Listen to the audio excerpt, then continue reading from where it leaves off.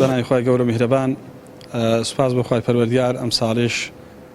وەکو ساڵانی ڕابردوو وەک نەرێتێکی ساڵانە ئەنجومەنی سۆرانی کۆمەڵی دادگەری هەڵساین بە ئامادەکردنی ئێوارەخوانێک ئیفتار سائیم بۆ ژمارەیەک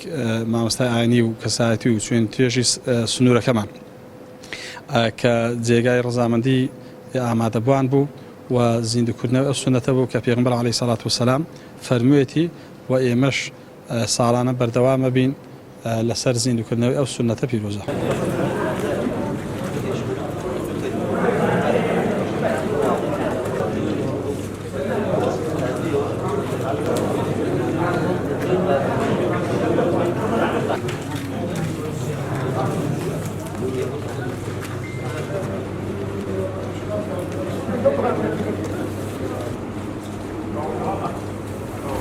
بسم الله الرحمن الرحيم الحمد لله رب العالمين والصلاة والسلام على سيدنا محمد وعلى آله وصحبه أجمعين.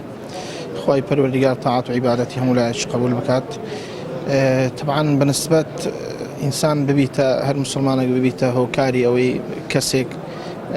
بهوي أو إفطار بكاتوا روجوكي خوي المغربكي بالشيني بون منا أجر بدن كقصب يجبي يقدن كقصب تنانت بيغمبر فرمي صلى الله عليه وسلم ويوايك روجك خوي قرتيا روجيشي ديكشي لو أن يستيب بي أوي لا أزرو باداشي أو كسي كم بيتو لبران بركي واتا دو أزري هنا هم أوي خوي روجك خوي وهم لبران بردا خيري أو بخشينش كشخصك يعني دايتي ذا بويا كتماشا أكين لهمان كادا إنسان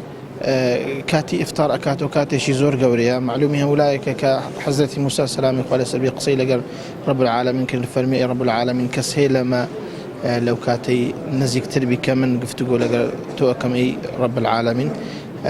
فرمي أي موسى بيني منتو حفتها هزار بردية بلام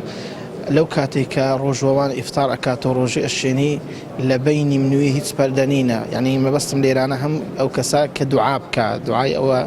زالو أو كسيب أبيت السبب إفطار يعني أو تدعاء له هر مسلمانك له هر كسيب كيان بتايبت له خوي بك له كساني كحقي للسنة خير وباداش شي زور قوري خوي قوري لهم لا قبول بكات.